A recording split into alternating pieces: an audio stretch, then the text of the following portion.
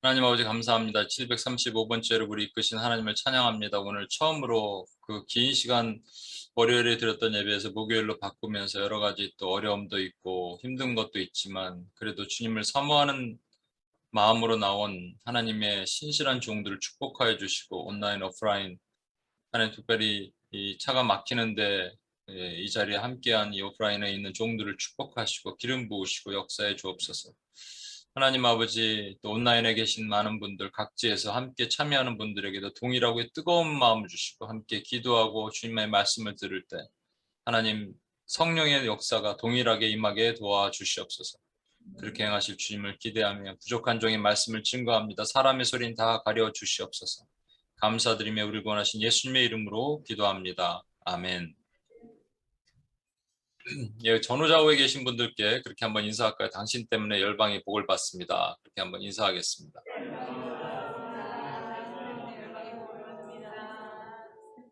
예, 혼자 계신 지인자매도 본인 스스로에게 이렇게 해야 돼요. 그래요. 감사합니다. 저는 오늘 천재지변에 나타난 하나님의 뜻이라는 주제로 말씀이죠. 강의를 나누고자 합니다. 무엇보다 오늘 처음으로 목요일날 예배 드리니까 힘드셨죠? 차가 많이 막히는 것 같았어요. 아까 들어보니까. 저도 어제 가는데 차가 막히더라고요. 월과 목이 이렇게 틀리구나 생각이 들었습니다. 오랫동안 월요일에 하다 보니까 그래서 조금 일찍 움직이지 않으면 좀 힘들겠다라는 생각이 들었고요. 가는데 저는 이렇게 제가 가는 고속도로 가는 길인데 거기 우측으로 바로 빠져야 되는데 빠지는 길이 바로 빠지면 되는데 빠지면 안 막히거든요. 근데 거기까지 가는 길이 엄청 막히더라고요. 그리고 제가 생각 드는 것은 이렇게 매일같이 출퇴근하는 사람들 얼마나 힘들까 그 생각이 들었습니다. 오늘 또 어려운데 이렇게 와 주셔서 또 섬겨주신 여러분 모두 감사드리고 제가 어제도 그렇게 기도했는데 갑자기 기도가 생각이 났어요. 제가 미국에서 한국으로 들어올 때 기도했던 거 기억나십니까? 하나님께 정말 간절히 기도했습니다. 하나님, 제가 한국으로 옵니다. 그러니까 이제 남아있는 우리 기도의 동지들에게, 기도의 용사들에게 하나님 제가 정말 축복권을 저에게 주셨으니까 축복해 주십시오. 라고 기도했습니다. 근데 성령께서 그런 마음을 주시는 것 같아요. 축복하노라. 근데 실제 여러분 제가 이렇게 없는데 불구하고 UPS가 지금 더 일익번창하고 있잖아요. 감사하죠. 근데 더 안타까운 것은 한국으로 왔더니 한국에서는 이렇게 뭔가 일어날 것 같았는데 더 안 됩니다. 물론 코로나 때문에 그렇습니다만 코로나 기간이 아님에도 불구하고 기도하는 모임 중에서 더 뜨겁게 모이고 더 사람들이 모이는 모임들도 있습니다. 그래서 사실은 우리가 제 안에 뭔가 회개할 부분도 분명히 있고 우리 안에 뭔가 다시 새롭게 해야 될 부분도 분명히 있습니다. 오늘도 어려운 기도를 했어요. 저희가 기도하다 보면 딴 생각도 날 수도 있고 집중도 안 될 수도 있고 그렇습니다. 근데 여러분 그래서 이제 한 주제를 가지고 기도하기로 결의를 했어요. 그래서 이번 주의 주제는 아까 말씀드린 것처럼 사람의 외모를 보지 않고 중심을 보신 하나님. 이 시대는 스펙을 보고 자녀에게 좋은 학교, 좋은 대학 가야 된다고 해서 인성교육을 안 시켜서 정말 엉망인 그러한 시대에 우리가 있잖아요. 그리고 하나님 보시기에 스펙이 떨어지는 나라도 있습니다. 아프가니스탄, 하나님 보시기가 아니라 우리가 보기에 아프가니스탄, 스리랑카 이런 그런 스펙 떨어지는 곳에 선교사님들이 갔어요. 저 같으면 좀 스펙이 좋은 곳으로 가겠습니다. 괜찮은 곳 있죠? 좀 사역도 좀 편한 곳. 그런데 스리랑카로 가고 아프가니스탄으로 간 선교사님들, 주의 종들은 왜 갔을까요? 그러니까 하나님의 마음을 품고 간 거 아니겠습니까? 그런 주제를 가지고 오늘 기도를 했는데 여러분 기도의 마음이 더 열리셔야 됩니다.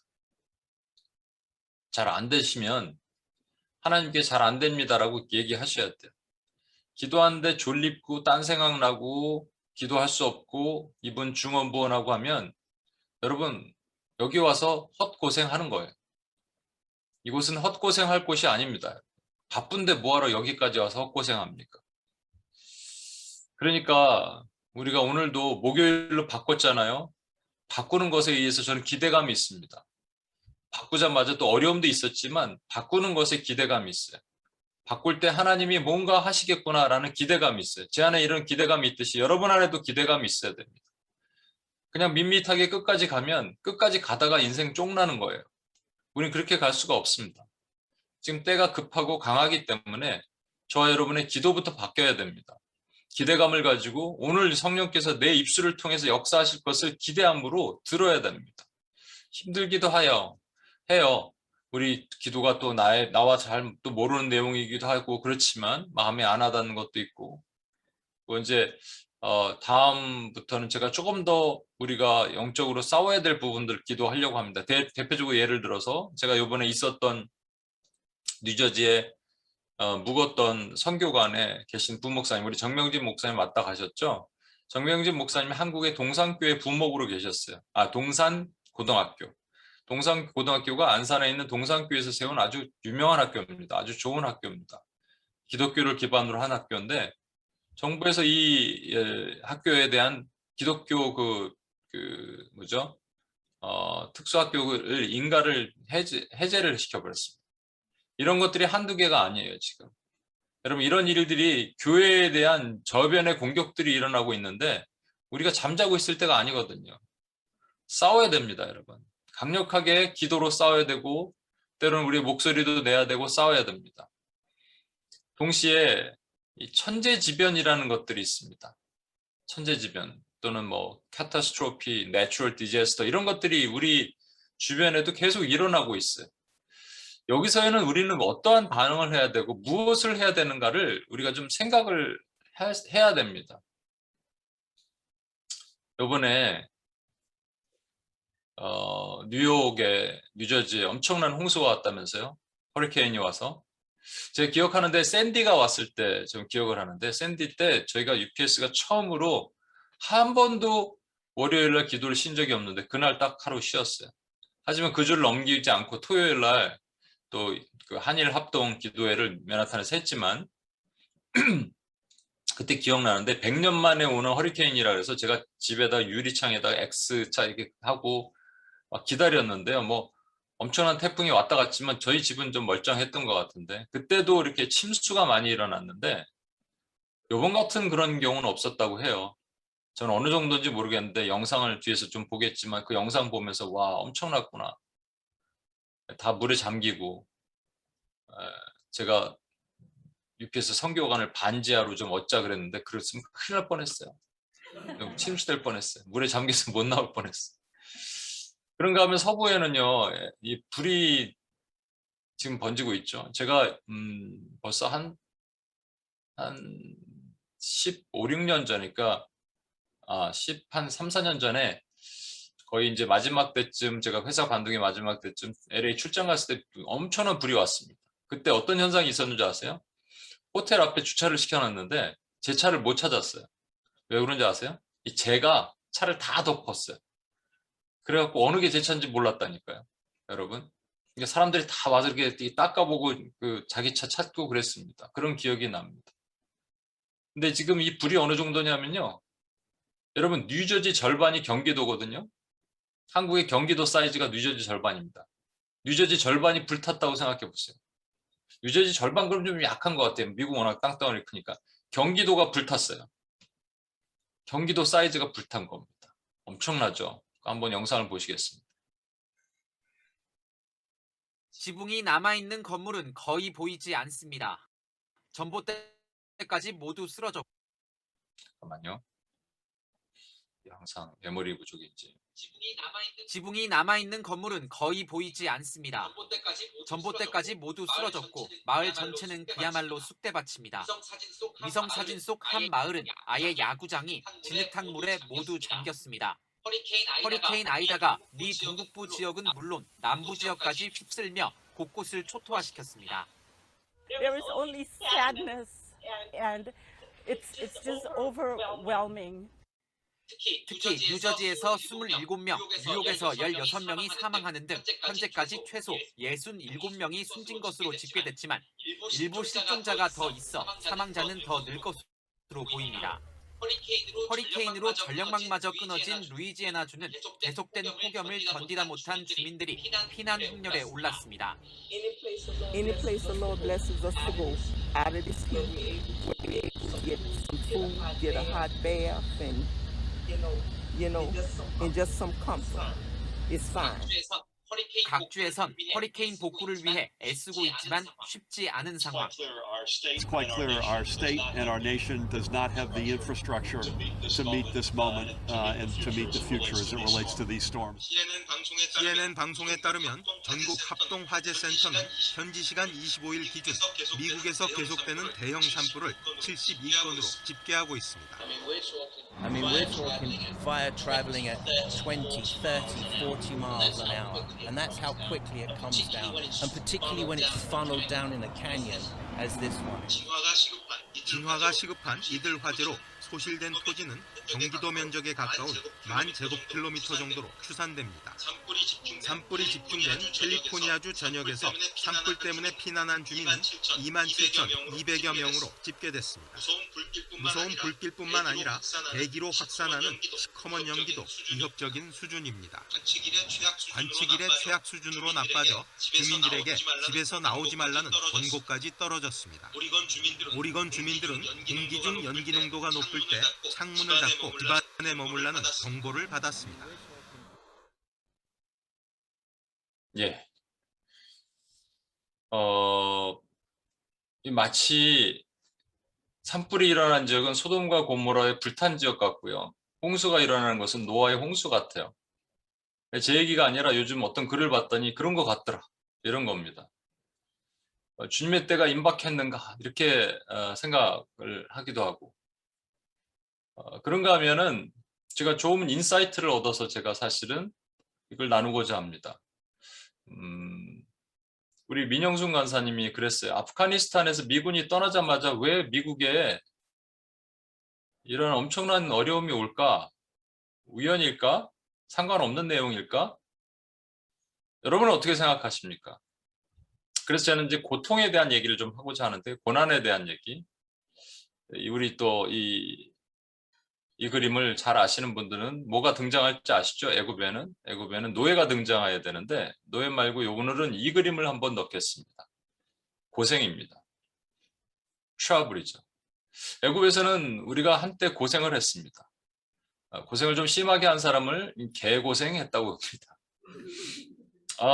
이 개고생을 어디서 하냐면요. 하나님을 모르는 사람들은 다 개고생합니다. 티베트 불교를 섬기는 사람들은 오체투지라 그러죠. 5군데 몸을 땅에다 대고 한 걸음씩 걸어가는 겁니다. 그래서 1000보, 3000걸음 이렇게 걷는 거죠. 그 오체투지, 5개의 몸이 땅에 닿는다. 그래서 오체투지라고 얘기합니다. 그런 일을 왜 할까요? 그런 고생을 왜 할까요? 그것뿐이겠습니까? 수많은 사람들이 종교, 철학, 이념, 사상 등으로 스스로 뭔가를 해보려고 노력하는 게 고생하는 겁니다. 여기는 고생뿐이죠. 그래서 하나님께서 홍해를 넘어서 광야로 보내셨는데 문제는 광야에서도 결코 이렇게 해피한 일이 없다는 거예요. 광야에서도 고생뿐인 일이 있습니다. 그때 사단이 뭐라고 얘기하냐면 애굽으로 돌아가라고 말을 하는 것이죠. 애굽 땅에 손짓을 하면서. 그것을 뭐라고 얘기하냐면 우리로 하여금 주는 고통이라고 얘기합니다. 누구에게는 그것이 고통이고 누구에겐 고통이 아니에요. 여러분, 광야의 삶을 주님이 고통이라고 그러셨습니까? 아니에요. 광야의 삶은 하나님께서 은혜라고 말씀하셨어요. 그런데도 불구하고 고통스러워서 하나님을 원망하고 불평하고 너희 발이 불었느냐, 옷이 해졌느냐, 먹을 것이 없었느냐, 주님 말씀하시는데도 불구하고 이거는 고통이다라고 얘기를 합니다. 그래서 결국 하나님은 이 땅에 두지 않으시고 요단강을 건너서 어디로 보내시냐면 바로 이 땅으로 보내시죠. 너는 그리스도 예수의 좋은 병사로 나와 함께 고난을 받으라. Endure hardship. 고난을 받으라. 고난을 견디란 말이죠. 우리가 하나님 나라에 들어가려면 많은 환난을 겪어야 할 것이라. We must go through many hardships. 이게 결국은 뭐냐면 가나안에는 고생, 고통은 아니지만 또 다른 고가 있는데 그것이 고난이란 말입니다. 고난을 통과하지 않는 하나님 나라는 존재하지 않습니다. 그런데 어떤 분들은 이 고난이 짧은 고난을 통과하기를 원하는, 짧은 고난을 통과하면 주님이 오신다고 말하는 분들이 있어요. 그래서 이 고난이라고 안 하고 트리뷸레이션이라고 얘기하죠. 환란 또는 뭐, 그래서 7년 대환란. 7년 대환란만 거치면 이제 주님이 오신다라고 또 말하는 분들도 있습니다. 그래서 우리는 고난이 세 가지가 있다는 것은 좀 봐야 합니다. 첫 번째로는 사과가 잘렸어요. 이게 뭐죠? 고난의 첫 번째는 죄로 인한 고난입니다. 내가 죄를 지었어요. 죄를 지었으면 죄 때문에 고난을 받게 하십니다. 뒤에도 보겠지만 그래서 고난이 우리에게 유익이라고 말하는 거예요. 고난 가운데 있으면 죄를 짓지 않기 때문에 그런 거죠. 두 번째는 이 그림이죠. 빅픽처. 하나님께서 그리는 빅픽처예요. 이게 뭐냐면 하나님의 good purpose, divine purpose, 선한 목적을 이루기 위해서 고난을 주신 겁니다. 대표적인 사람이 욥이죠. 욥. 욥은 왠지 모르게 갑자기 고난이 임했어요. 근데 그 이유를 알 수가 없어요. 근데 마지막에 알았어요. 사실 하나님이 욥을 부르실 때 되게 선하고 의롭고 정직하고 악에게 떠난 사람, 이런 사람은 세상에 존재하지 않습니다. 욥을 보실 때는 욥의 타락한 이후에 아담을 보신 게 아니라 타락하기 전에 아담을 욥으로 보신 거죠. 그 욥과 같은 것이 누구냐면 타락하기 전에 아담과 같이 죄가 없으신 분이 누구냐면 우리 주 예수 그리스도가 한 분밖에 없어요. 그래서 욥기의 마지막에 가면 욥이 세 친구를 용서를 하죠. 그게 주님께서 이 땅에 기도하셔서 용서하신 그리스도의 모습을 모형한 겁니다. 욥이 알았나요? 몰랐죠. 천국 가서 알았을걸요? 근데 하나님의 선한 목적을 이루기 위해서 이렇게 고난을 주시는 경우도 있다라는 겁니다. 이것은 되게 어렵고 긴 시간이 될 수가 있습니다. 마지막인 고난이 뭐냐면 이거는 찾아 들어가는 고난이다라고 제가 자주 말씀드리죠. 스스로 선택한 고난입니다. 초대교회 교인들은 전부 찾아 들어가는 고난을 선택했습니다. 안 해도 되는데도 그렇죠. 아프가니스탄에 다들 떠나가는데 여전히 그 땅에 남아서 찾아 들어가는 고난을 선택하는 선교사님들이 있습니다. 아까도 말했지만 좀 그 선교지도 조금 좋은 곳이 있잖아요. 편한 곳. 그런 게 아니라 일부러 찾아 들어가서 스리랑카와 아프가니스탄을 선택한 그분들은 도대체 뭐냐는 거예요. 초대교회 교인들이 다 그랬고요. 금식 안 해도 되는데, 우리에게 적용한다면 금식 안 해도 되는데, 헌금 좀 나에게 세이브해서 나를 위해서 써도 되는데 그렇게 안 하는 거죠. 시간 좀 아껴서 나를 위해서 좀 즐겁게 놀면 되는데 그렇게 안 하고, 여러분 이 자리에 온 것도 작은 의미에 찾아 들어가는 고난입니다. 차가 막히는데 불구하고 여기 뚫고 와서 이 자리에 오신 것도 찾아 들어가는 고난이에요. 그런데 사실 찾아 들어가는 고난은 고난의 이유를 우리가 알아요. 왜 이런지. 왜 차가 막히지? 이런 사람은 없죠. 내가 오니까 차가 막히는 거죠. 아니겠어요? 왜 배가 고프지? 그런 사람은 없어요. 금식하니까 배가 고픈 거예요. 그런데 죄로 인한 고난과 선한 목적을 위한 고난은 그 이유를 잘 알 수가 없고 구분하기가 쉽지가 않을 때가 있습니다. 이 둘에 대해서 하나님은 어떠한 것들을 하시냐면 찾아 들어가는 고난과 이 죄로 인한 고난, 선한 목적을 위한 고난과는 하나님께서 주시는 고난의 종류가 좀 달라요. 사실 찾아 들어가는 고난에는 직접적인 박해를 당할 수 있습니다. 그죠? 탈레반에 의해서 죽을 수도 있어요. 그런가 하면 찾아 들어가는 고난에는 또 여러 가지 미혹의 어려움을 겪을 수도 있습니다. 그 외에도 마찬가지로 사실은 그 외에도 여러 가지 고난이 있어요. 이 고난이죠, 사실은. 말씀을 아직 못 봤네요. 죄로 인한 고난은 고난을 당하기 전에 내가 그릇 행하였더니 이제는 주의 말씀을 지키나이다. 여기 내가 그릇 행하였더니 시편 119편 71절에는 그래서 고난이 내게 유익입니다. It is better for me 라고 얘기해요. 고난이 내게 유익입니다.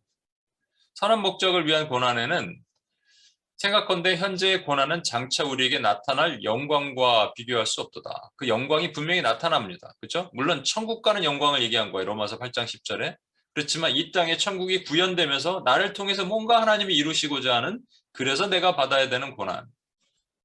마지막에 찾아 들어가는 고난은 다니엘이 자신을 올가멜라고 우상을 세우고 이렇게 하는 조소가 꾸몄다는 것을 알고도 감사했습니다. 찾아 들어가는 고난. 그러면 아까 말한 것처럼 이 찾아 들어가는 고난은 그 고난의 이유를 알지만 지금 죄로 인한 고난과 선한 목적을 위한 고난에는 그 이유를 잘 몰라요. 그런데 하나님이 선택하신 이 고난을 주신 것은 보편적으로 보면 칼과 기근과 온역입니다. 이스라엘 백성들이 내내 칼과 기근과 온역으로 많은 어려움을 겪었어요. 그들에게는 주로 죄로 인한 고난이겠죠. 밖에는 칼이 있고 안에는 전염병과 기근이 있고, 밖에 있는 자는 밭에 있는 자는 칼에 죽을 것이요 성읍에 있는 자는 기근과 전염병에 망할 것이며. 그러니까 칼과 기근과 온역으로 하나님께서 치셨어요. 근데 이것은 제가 여러 번 말씀드리지만 칼과 기근과 온역은 좀 약간 거시적인 거고 국가적인 거라면 좀 그룹적인 거라면 개인의 삶에서도 칼과 기근과 온역이 전 우리가 삶 가운데 이 고통이 있어 왔습니다. 이게 고통이냐 아니면 내가 하나님께서 뭔가 의미를 주시고 주신 고난이냐를 우리 고통하면서 부르짖고 이게 왜 그래? 라고 하느냐 아니면 의미를 부여하느냐가 엄청나게 차이가 있겠죠. 칼은 뭐라고 그랬죠? relationship, 관계. 그 다음에 이 famine, 이 기근은 뭐라고요? 우리의 재정, financial problem이고, 마지막에 온역, 코로나 같은 이러한 것들은 이제 거시적이고 국가적이고 집단적인 거잖아요. 그런데 이게 개인에게 올 수 있죠. 이건 건강, healthy issue죠. 이게 인간이 주는 고통이에요. 이 세계를 크게 벗어나지 않습니다. 복합적인 것도 있지만 거의 이겁니다. 관계의 문제, 그 다음에 재정의 문제, 건강의 문제, 이것만 해결되면 우리 너무 행복하거든요. 이게 해결되지 않아서 어려운 거 아니겠습니까? 아니, 난 돈인데 이렇게 말하는 분이 있는데 돈과 다 관련이 되는 거예요, 사실은. 그런데 아까 이제 다시 문제로 넘어가서 그렇다면 우리 천재지변에 대한 것, 사실은 칼, 기근, 온역, 온역이 약간 천재지변과 조금 더 관련이 될 수도 있지만 기근도 관련이 된 거예요. 왜? 기근은 비가 내리지 않는 거잖아요. 이스라엘은 비가 내리지 않았지만 거긴 원래 비가 안 오는 것이니까. 비가 3년 동안 안 오고 7년 동안 안 오고 기근이 많았지만 어느 지역에는 비가 오지 말아야 그만 와야 되는데 홍수가 범람하잖아요. 나일강 같은 데는 홍수가 범람하니까 나일강을 신으로 섬기죠. 그러니까 이게 여기도 그렇지만 온역, 또 천재지변이고 뭐 지진이나 이런 것들, 이 일어나는 것, 홍수가 범람하고 산불이 나고 이런 것들이 모두 천재지변 아닙니까? 천재지변이 뭔지 아세요? 하늘의 재앙이 땅에 어떤 변화를 줬다. 이게 천재지변입니다. 그렇죠? 그냥 자연재해, natural disaster라고 우리도 말할 수 있겠지만 natural disaster, 자연재해냐, catastrophe냐에 따라서 약간 의미가 다를 수가 있습니다. 천재지변에 대한 해석은 세 가지로 해석할 수가 있을 거예요. 뭐냐면 아까 우리가 보셨듯이 이런 일이 일어날 때 지금 뉴욕에는 물바다가 되고 LA는 불바다가 됐을 때 와, 마지막 사인이다. 주님이 오신다. 라고 말하는 사람들, sign of end time이다. 라고 말하는 사람들이 있을 겁니다. 그분들의 포커스는 언제냐? 지나온 과거의 삶보다는, 지나온 과거의 역사보다는, 아니 현재보다는 좀 미래의 포커스에서 보는 것이죠. 그래서 곧 주님이 이런 식으로 오실 것이다. 이 성경에 어딘가 나온 것 같은 것을 찾아보기 시작하죠. 그래서 이런 분들을 미래주의자 또는 세대주의자라고 말합니다. 그런가 하면 보편적으로 이런 분들이 이제 종교화된 교회라고 얘기하잖아요. 가운데 있는 것들이 제일 많겠죠. 뭐냐면 이것을 그냥 이건 내추럴 디제스터야. 그냥 우연히 생긴 거야. 원래 이래 왔어. 원래 이렇게 비 오는 올 수도 있고 조금 더 온 것뿐이야. 역사로 볼까? 흑사병 때 인구의 3분의 1이 죽었어. 그건 뭐야? 이렇게 얘기하는 거죠. 그러니까 인류 역사 가운데 이런 일이 쭉 있어 왔고 그냥 이런 거야 라고 얘기하는 겁니다. 자연스럽게 일어난 것이야. 그래서 natural disaster라고 얘기하는 거죠. 자연재해다. 이거와 같은 연장선인데 오른쪽으로 가면 이제 왼쪽이 종교화라면 오른쪽이 좀 인본화라는 개념을 여러분 이해하시겠죠? 오른쪽은 이게 손으로 식물을 딱 들고 있잖아요. 이게 뭐냐면 인간이 자연을 잘 보호하지 못해서 그래라는 것이죠. 여러분 그런 얘기가 많이 나오죠. 인간이 자연을 잘 보호하지 못해서 그래가 우리는 자연주의자라고 얘기합니다. 내추럴리스트라고 얘기해요. 내추럴리즘의 내추럴리스트. 내추럴리즘, 자연주의는 언제 태동했냐면요. 최근에 나온 게 아닙니다. 우리가 1800년도 초반에 계몽주의가 태동하면서 계몽주의가 교회를 강타해 왔잖아요. 그때 같이 파생한 것이 자연주의입니다. 자연주의란 말은 이런 거예요. 자연이 있는데 자연은 자연 그대로 그냥 움직이는 것이다. 자연의 어떤 초자연적인 존재가 개입해서 자연을 움직이는 것은 아니다라는 것이 자연주의예요. 무슨 얘기인지 아시겠죠? 초자연적인 존재가 누구죠? 하나님이잖아요. 그래서 여러분 제가 자주 말씀드립니다. 하나님에게 personality, 인격을 빼면 뭐가 된다고요? 그들이 보기에는 자연이 됩니다. 하나님에게다 인격을 빼면 자연이 되는 거예요. 그런 자연을 인간이 잘 보존해야 된다라고 생각하는 것이죠. 그래서 최근 특히 서구 지역에서 유럽과 미국 같은 데서 이런 자연에 대한 개념을 되게 많이 강조하고 자연을 보호하고 그런 내용들이 많이 나옵니다. 그것뿐이 아니고요. 자연에 대한 내추럴리즘, 자연주의자들이 많이 탄생했어요. 음식도 자연적으로 먹고 채식 위주로 먹는다든지. 그게 나쁘다는 건 아닌데 어떤 프로그램을 보니까 뭐 무인도 같은데 여자 남자들 옷 벗고 다니는 실제로 그런 프로그램도 있더라고요. 미국에 있을 때 봤는데 지금 뭐 더 난리겠죠. 그래서 자연으로 돌아가자라는 것이죠. 근데 그렇게 돼서 더 나가면 어디까지 갈까요? 자연으로 돌아가자, 자연을 보호하자, 환경을 보호하자. 환경운동가들이 많이 일어나겠죠. 뭐 제가 자연 보호를 하지 말자는 게 아닙니다. 여러분 잘못 오해하시면 잘못 듣습니다.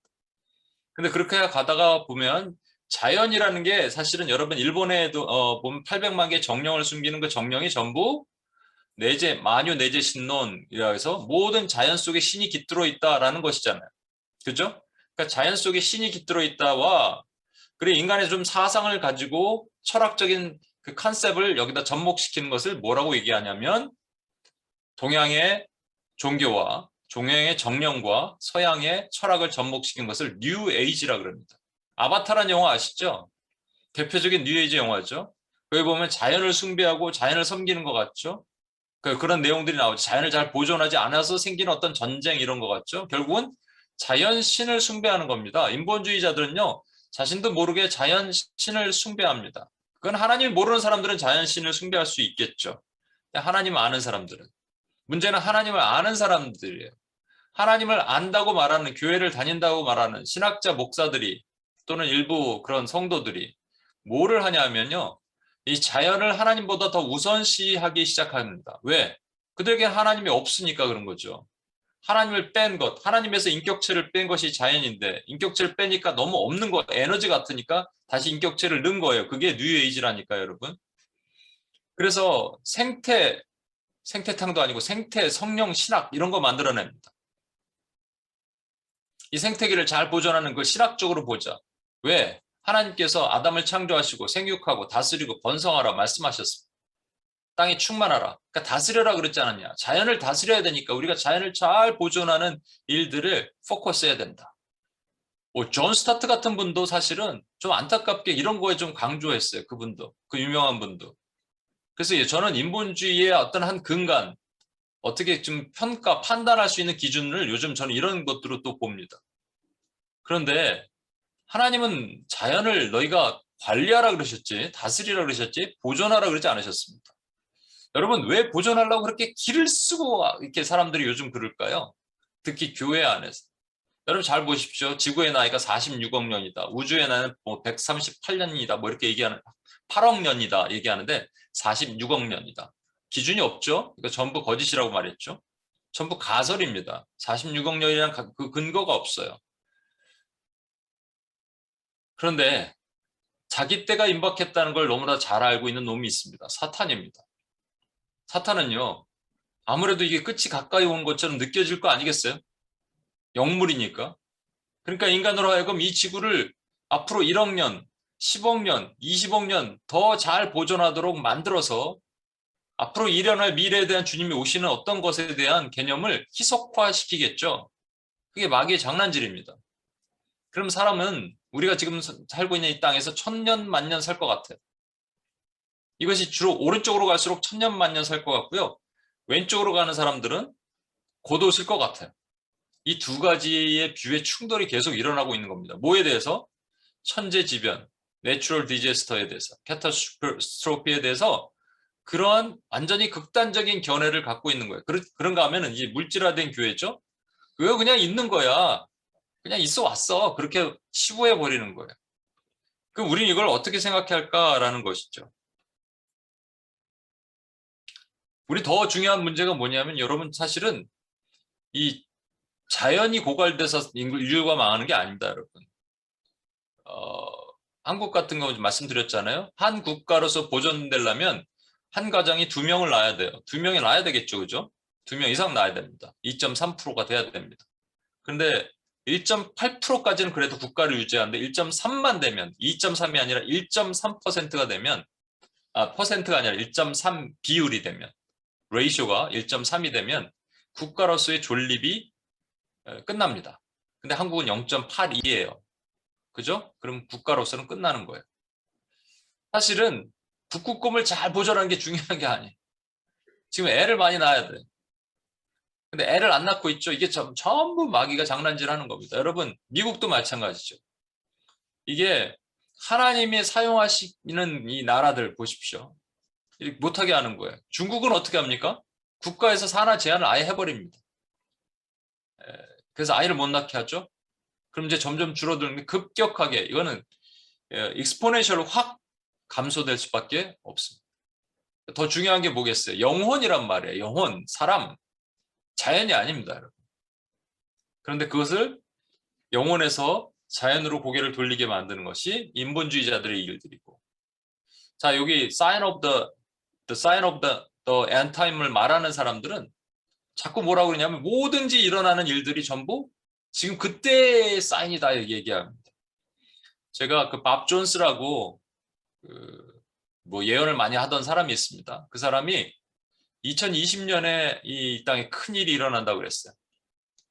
그리고 막 10만 명씩 막 그 군대들이 일어나고 또 이 자연재해와 엄청난 환란이 일어날 것이다. 안타깝게 2020년이 그냥 지나갔네요. 2020년에 엄청난 환란이 코로나가 일어났나? 그렇게 생각할 수 있는데 10만 명의 군대가 막 이쪽이 저쪽에서 이 사람이 말하는 건 그런 거 아니고요. 자연재해였습니다. 자연재해. 아무 일이 일어나지 않았습니다.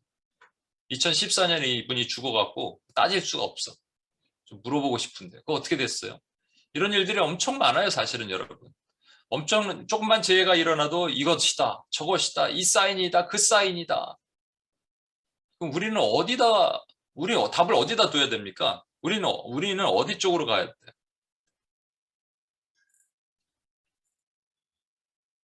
우리는 이런 생각을 해야 됩니다. 재앙은 어디서로부터 오는가? 여러분 성경이 말할 때 우리가 아까 3가지 재앙 얘기했죠. 칼, 기근, 온역 얘기했잖아요. 그런데 성경은 한 가지 재앙을 더 말씀하세요. 하나님이 사용하시는 한 가지 재앙이 더 있다라는 것이죠. 에스겔 14장 21절 보면 주 여호와께서 이같이 이르시되 내가 나의 4가지 중한 벌, 4가지라 그랬죠 분명히. 3가지, 여러분 여태까지 3가지를 알고 있었다면 4가지입니다.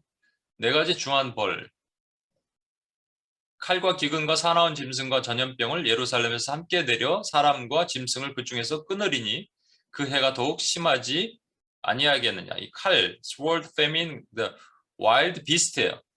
그러니까 그 사나운 짐승과 전염병이라고 얘기했습니다. 저 뒤에 서 계시는 분들이 있는 건 아니죠? 서 계시는 거예요? 졸려서 서 있는 건가요? 아니죠. 졸린 분들은 서서 들으십시오. 괜찮습니다. 자는 것보다 훨씬 나아요. 근데 칼과 기근과 사나운 짐승과 전염병이에요. 우리 분명히 칼, 기근, 온역 있었잖아요. 근데 사나운 짐승까지 들어갑니다. 그 다음에 역대하 20장 9절에 보시면 만일 재앙이나 난리나 견책이나 전염병이나 기근이 우리에게 임하면, 우리말 성경이 잘못 좀 번역됐어요. 만일 재앙이나가 아니고 재앙 and가 아니고요. 재앙인데 such as 이런 겁니다. such as sword, judgment, pestilence, and the famine이라고 되어 있습니다.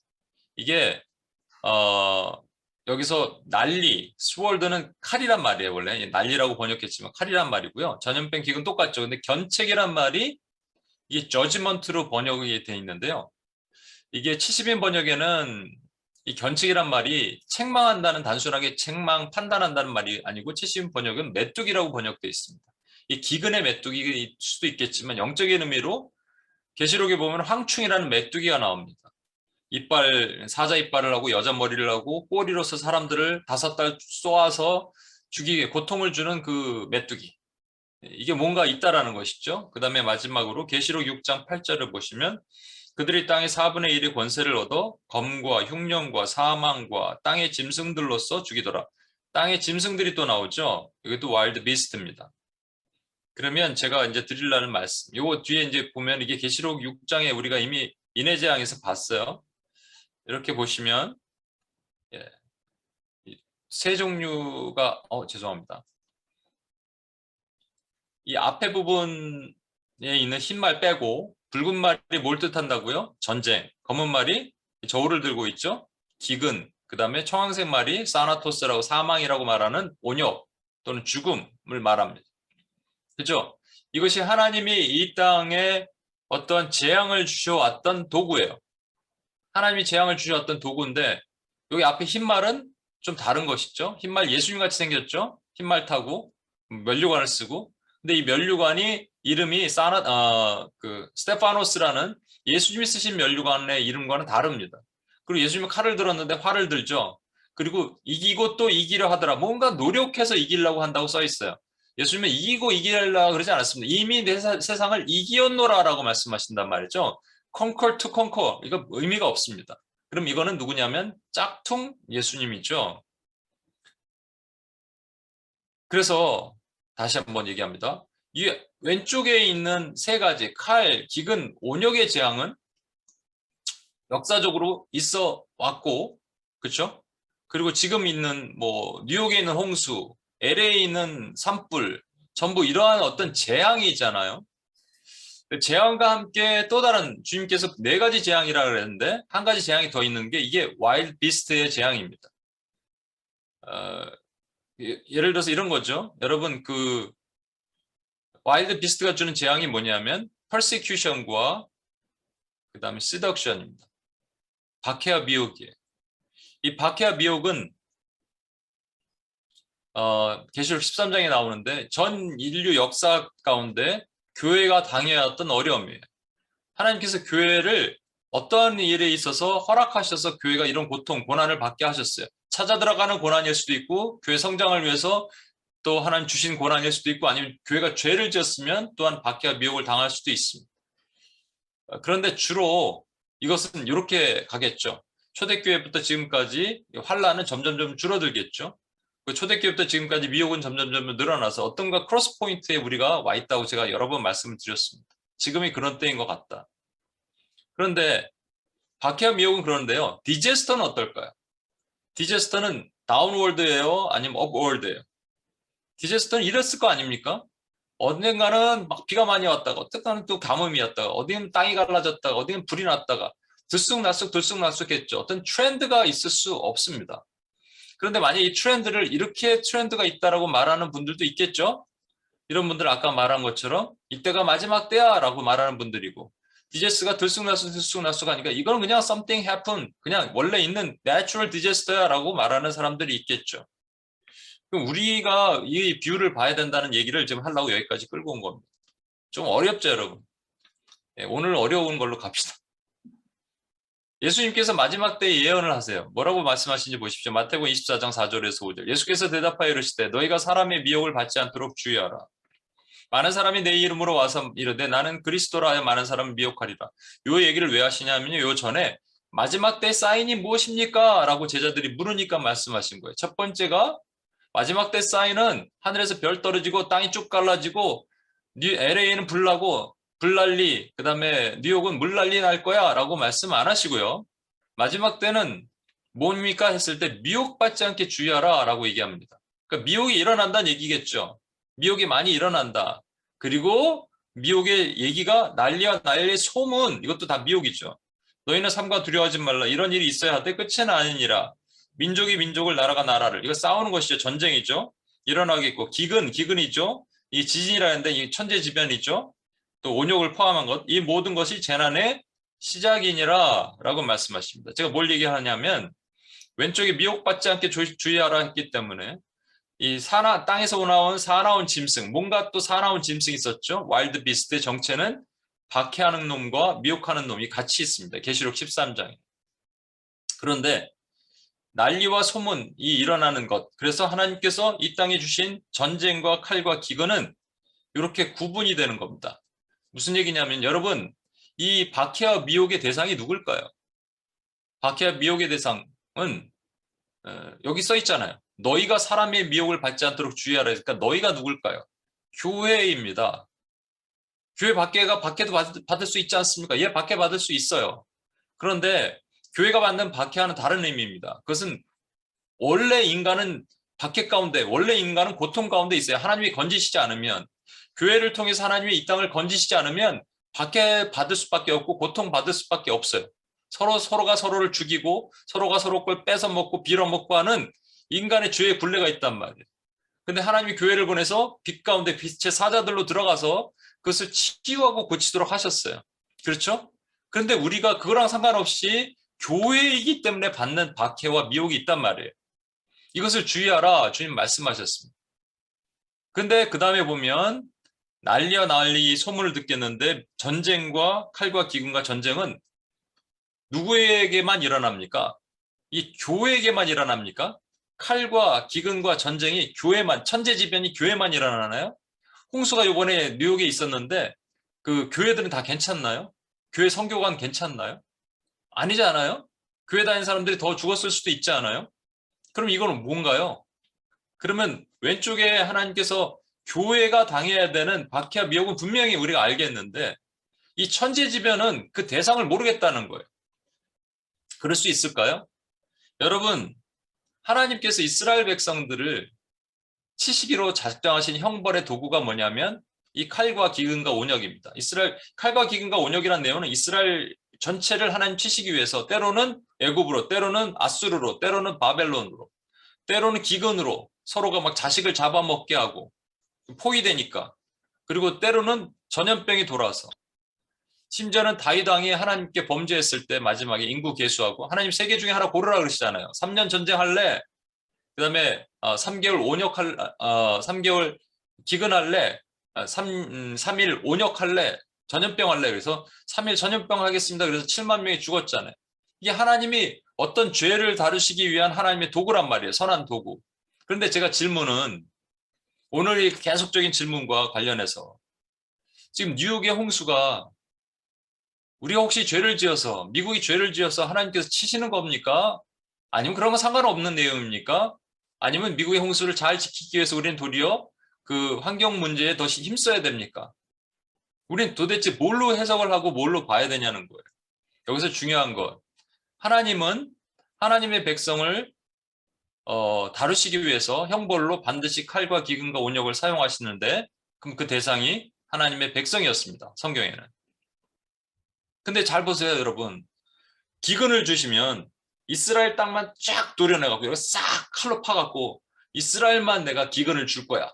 그 나머지 암몬, 모압, 에돔, 모압, 암몬, 아람, 암몬, 모압, 에돔 이렇게 쭉 둘러있는 나라들, 블레셋 이런 나라들은 기근해서 괜찮나요? 거기는 막 풍요한 비가 쫙쫙 오는데 여기만 이렇게 쫙 도려내서 그럴 수 있을까요?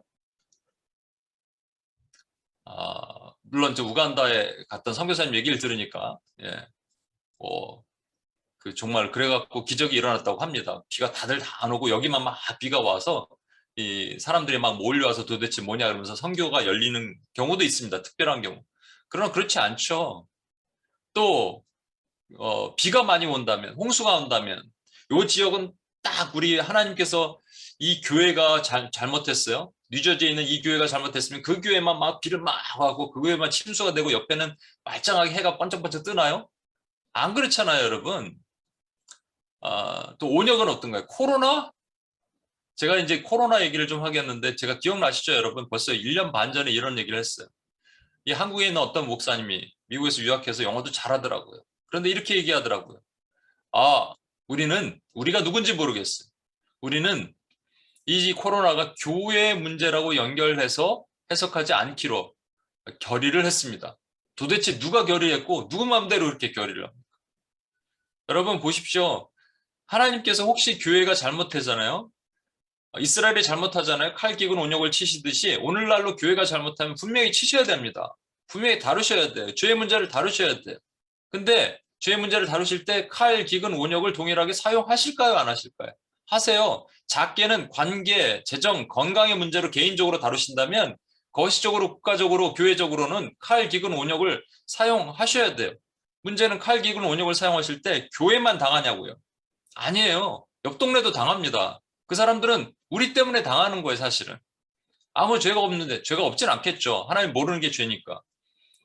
잘 보세요. 여러분, 하나님께서 그 칼로 이스라엘을 치셨어요. 아수를 통해서. 그러니까 이스라엘만 당했어요? 이스라엘만 망했어요? 아니에요. 위에 아람부터 에돔, 모압, 암몬 다 망했습니다. 누구 때문에? 이스라엘 때문에.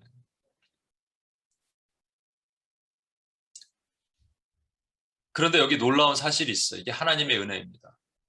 그래서 저희는 하나님께 이 형벌받는 거에 대해서 안테나를 세우고 민감해야 되는데 형벌과 저주는 틀립니다.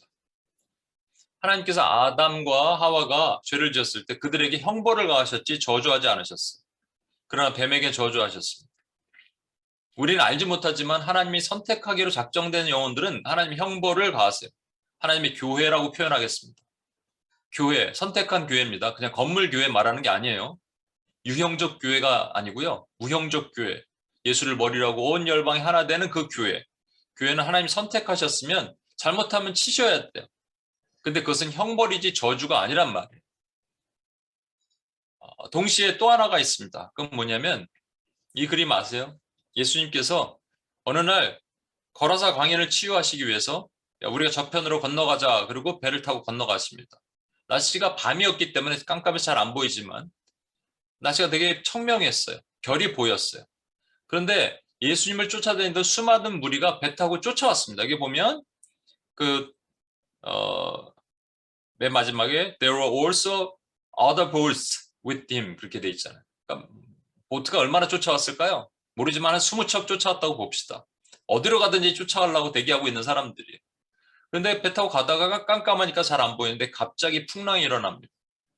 갑자기 풍랑이 일어나면서 이 보트에 탔던 사람들이 제자들이 깜짝이 놀라고 다른 사람들도 놀랐겠죠. 제자들이 예수님을 깨웁니다. 우리가 죽게 됐는데 안 돌아보십니까? 그러니까 예수님께서 제자들을 책망하시면서 풍랑을 잠잠케 하고 제자들은 그걸 보고 이가 누구이기에 바람도 잠잠하게 하는가라고 얘기합니다. 그런데 사실 그거 누구 보여주려고 그렇게 하신 거예요, 예수님께서. 의도적으로 막 풍랑이 있는데 막 파도가 치는데 그때 그냥 주무신다는 건 좀 말이 안 되는 거 아니겠어요? 그러니까 제자들에게 거라사 광인이라는 영적 전쟁터로 가시기 전에 이 엄청난 또 다른 모습, 우리의 믿음의 뭔가에 훈련을 시키셔야 되고 믿음 없는 죄를 책망하셔야 됩니다, 주님은. 그래서 배를 흔들어 놓으신 거예요. 디제스터를 주신 거죠.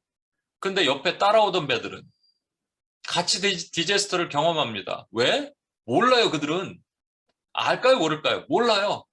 그러고 나서 갑자기 날씨가 너무 좋아졌어요. 알까요, 모를까요? 모른단 말이에요. 누가 알아요? 배 탄 제자들만 안단 말이죠. 배 탄 제자들이 교회라면 교회는 디제스터가 일어나는 이유를 알아요. 우리가 뭔가 하나님께서 나를 선한 목적으로 연단하시기 위해서 그 배는 분명히 그렇죠. 또는 제자들의 믿음 없는 죄 때문에 이거 있죠. 그러면 안단 말이에요. 알면 뭐 해야 돼요?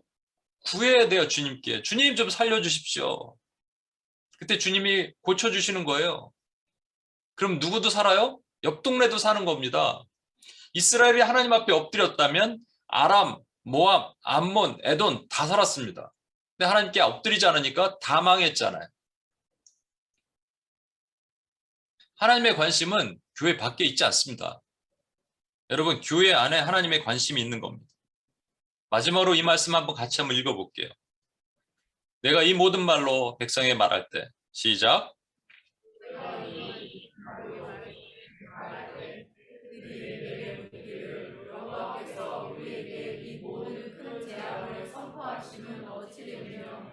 우리의 죄악은 무엇이며 우리가 우리 하나님 여호와께 범한 죄는 무엇이냐 하거든 너는 그들에게 대답하기를 여호와께서 말씀하시되 너희 조상들이 나를 버리고 다른 신들을 따라서 그들을 섬기며 그들에게 절하고 나를 버려 내 율법을 지키지 아니하였습니다. 아멘. 아멘.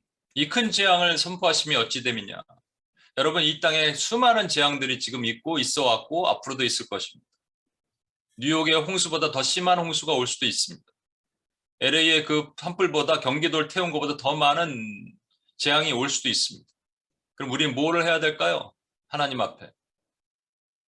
와, 이제 그 마지막 사인이다 이렇게 떠들고 다니면 될까요? 아니면 이건 그냥 just a natural disaster야 라고 얘기할까요? 아니면 이 자연보호를 잘 안 해서 그래, 우리가 그 좀 더 관심을 가지고 환경 운동을 해야 돼 라고 말할까요? 아닙니다, 여러분. 하나님, why? 하나님, 왜 화나셨습니까? 하나님, 제가 뭘 잘못했습니까? 하나님, 저의 죄를 용서해 주십시오. 교회된 저의 죄를 용서하시고 교회된 우리의 죄를 용서해 주십시오. 이 땅의 죄를 용서해 주십시오. 또한 이 땅이 범죄했습니까? 하나님 용서해 주십시오.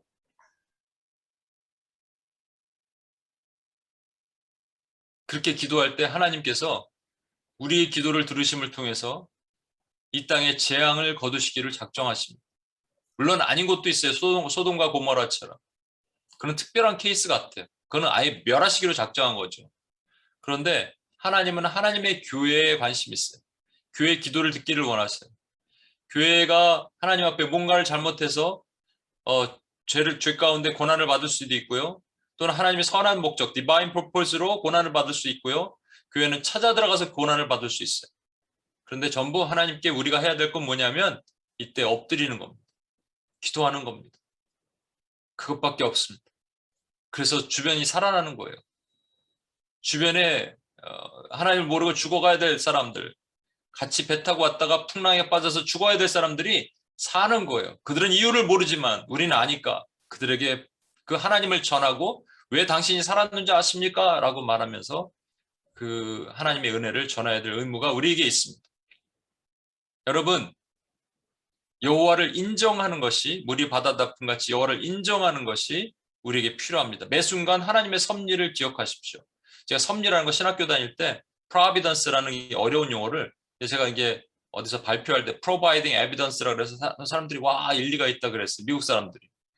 providing evidence. 하나님의 섭리는 우리에게 늘 증거하시는 하나님의 증거가 됩니다. 공급하시는 증거가 되는 거예요.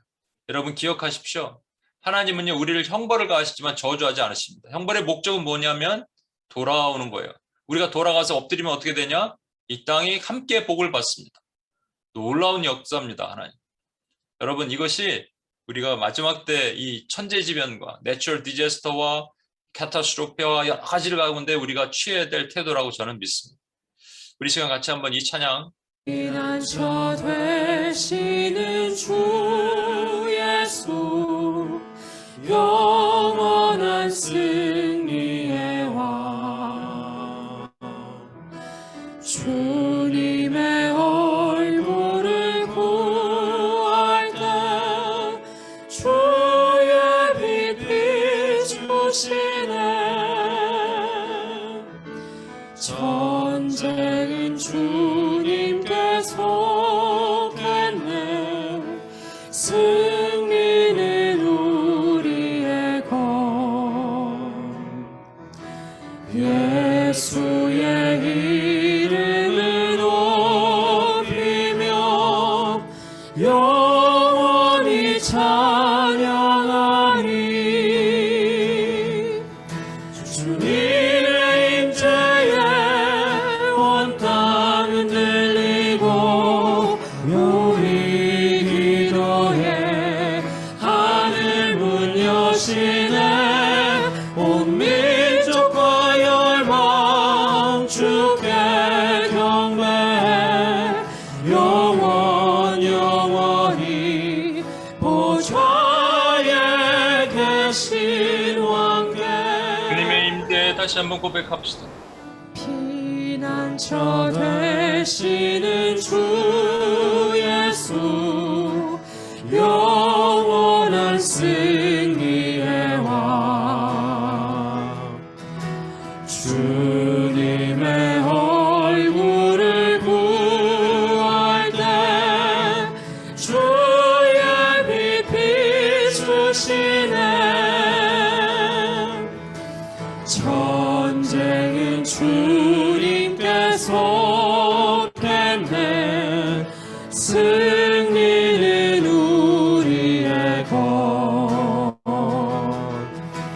예수의 이름을 높이며 영원히 찬양하리.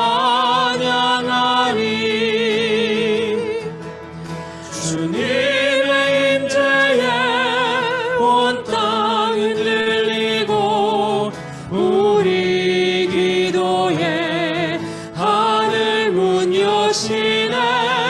온 민족과 열방 주께 경배해. 영원히 보좌에 계신 왕께. 우리 자리에서 다 같이 한번 일어나실까요? 자리에서 일어나서 두 손을 높이 들고 주님의 임재에 다시 한번 선포합시다. 주님의 임재에 온 땅이 흔들릴 겁니다. 우리의 기도에 하늘문을 열어주셔서 고쳐주실 것입니다. 그렇게 하게 하실 것입니다. 모든 재앙과 진노로부터 하나님 고치시고 돌이키게 하시는 것은 우리의 기도를 통해서 가능합니다. 두 손을 높이 들고 다시 한번 이 찬양하겠습니다. 주님의 임재에 주님의 임재에 온 땅은 들리고 우리 기도에 하늘 문 여시네. 온 민족과 열방 주께 경배해. 영원히 보좌에 계신 왕께.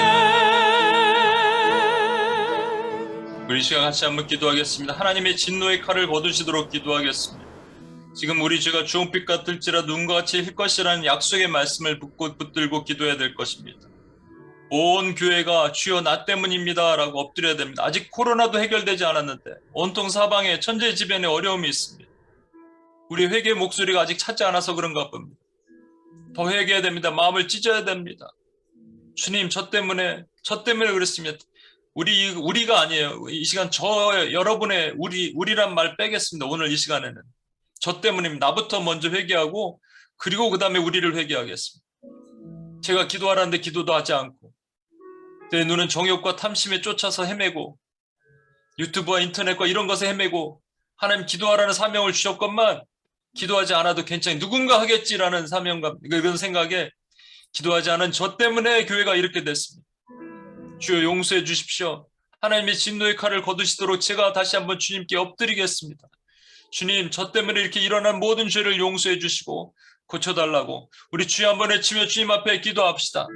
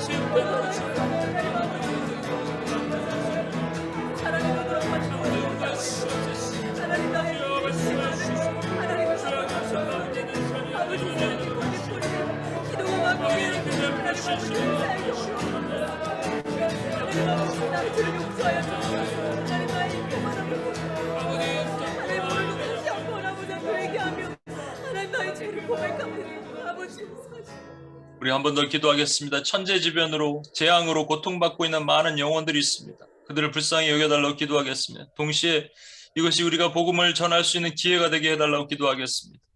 하나님께서 칼, 기근, 원역으로 이스라엘 치실 때 이스라엘 죄로 인해서 인근 나라들도 같이 고통받았습니다. 마찬가지로 이 땅의 교회 죄로 인해서 코로나가 창궐하고 또 홍수가 있고 또 산불이 있고 지진이 있고 온욕이 있고 이로 인해서 나라 경제는 걷잡을 없이 곤두박질 치고 서로 탓만하고 반목과 질시가 나라 안에 팽배해질 것입니다. 이때 누군가 고통받고 힘들어할 때 이때가 어쩌면 우리에게 기회일 수도 있습니다. 그들에게 다가갈 수 있는 기회가 될 수 있습니다.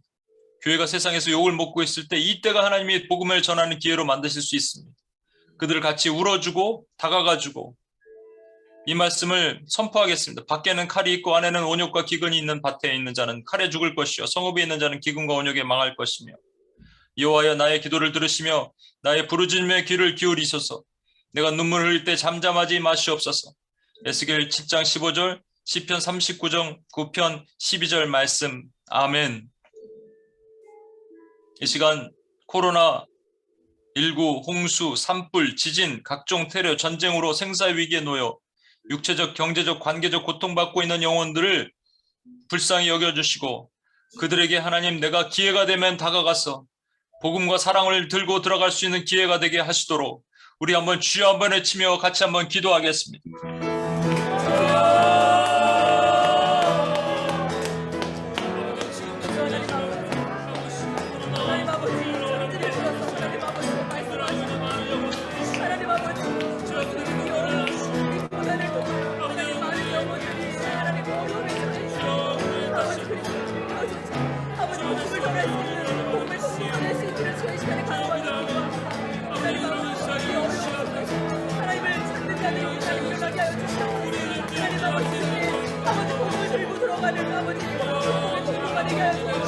복음의 배달자가 되게 하시옵소서.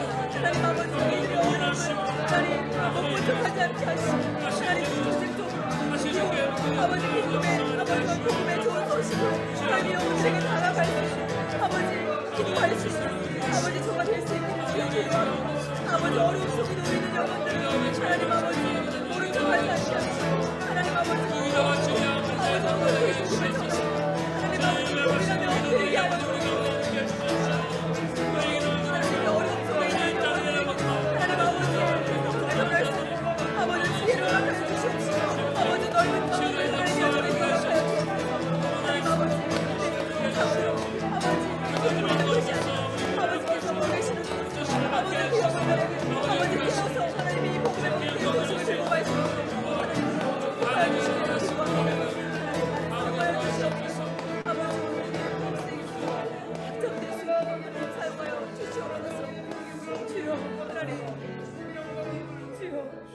마지막으로 기도하겠습니다. 여러분, 우리 힘으로는 아무것도 안 됩니다. 교회가요, 이 지금 마지막에 있는 재앙에 대해서 이렇게 의견들이 분분하잖아요. 어느 곳에서는 마지막 때의 사인이다. 어느 곳에서는 우리가 자연을 잘 보호하지 않아서 인간적인 노력과 노력이 부족한 실패의 결과다. 또 어디에서는 원래 그래 왔다라고 얘기하는데, 여러분, 교회가 무엇을 해야 됩니까? 그런데 저는 감사한 것은 이 코로나19 때요, 하나님께서 준비한 자들은 또 기도를 하고 있다는 얘기를 들었습니다.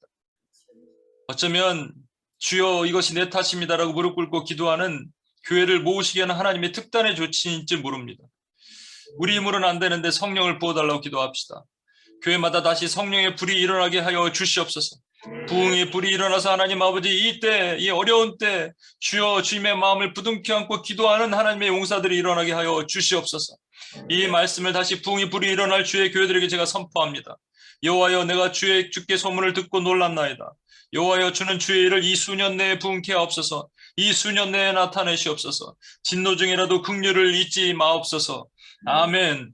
이 시간 주의 기도하실 때 주의 성령이 불러 주의 교회들의 죄를 태우시고 다시 기도하며 내 탓입니다라고 기도하고 주님께 외치는 하나님의 교회들이 일어나게, 바른 교회들이 일어나게 하시고 거짓된 사상과 그 이념들이 다 무너지게 하시고 또 하나님으로부터 오지 않은 모든 생각들과 사람을 혼미하게 만드는 모든 것들이 예수 그리스도 이름을 결박받고 묶어지고 파해지게 하시도록 주의 성령이 불타는 교회가 되게 하시도록 주여 한번 외치고 마지막으로 기도하겠습니다.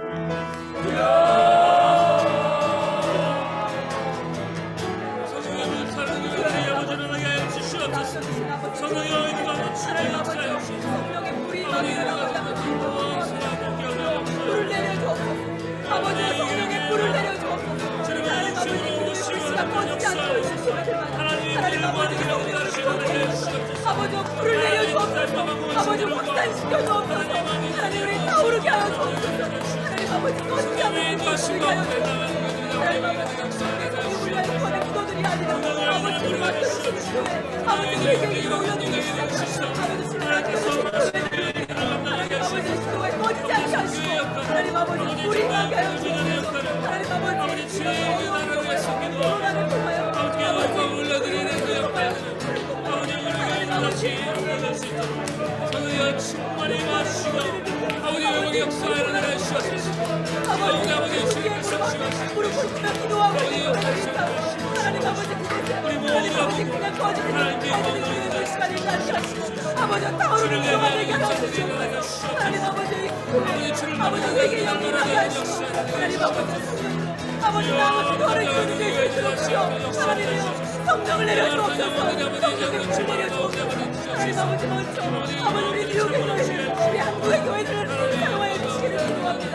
하나님께 먼저 일어나게 하여 주옵소서. 다시 기도의 DNA가 하나님 아버지 일어나게 하여 주시옵시고 하나님 아버지 선교의 기도 기도까지 일어나갈 수 있도록 하나님 우리 열심히 기도를 할 수 있는 교회들로 회복시켜 주시옵소서. 하나님 아버지 우리 죄를 용서하시옵소서. 교회가 잘못했을 때 하나님 칼기근 온역으로 치실 수밖에 없지만 재앙으로 천재지변으로 하나님 흔드실 수밖에 없지만 이 죄로 인해서 하나님 아버지 주변 또 아무것도 모르는 사람들까지 고통받습니다. 주여 그렇다면 우리가 엎드려 기도할 때 하나님 지금도 죽어갈 수밖에 없는 수많은 영혼들을 주님께서 건지시고 살리신다는 것을 다시 한번 깨닫게 됩니다. 하나님 때가 급하고 강하게 뒤로 갈수록 점점 더 어려움이 올 것이고 점점 더 큰 환난과 고난과 어려움이 올 것입니다. 그러나 하나님 아버지 우리가 하나님의 뜻이 어디 계신가를 늘 묻고 엎드리며 기도하고 주께 간구하는 그래서 마지막 시대 준비된 하나님의 귀한 기도의 용사들로 우리를 삼으시고 인도하여 주시옵소서. 그렇게 행하실 주님을 찬양하며 예수님의 이름으로 기도합니다. 아멘.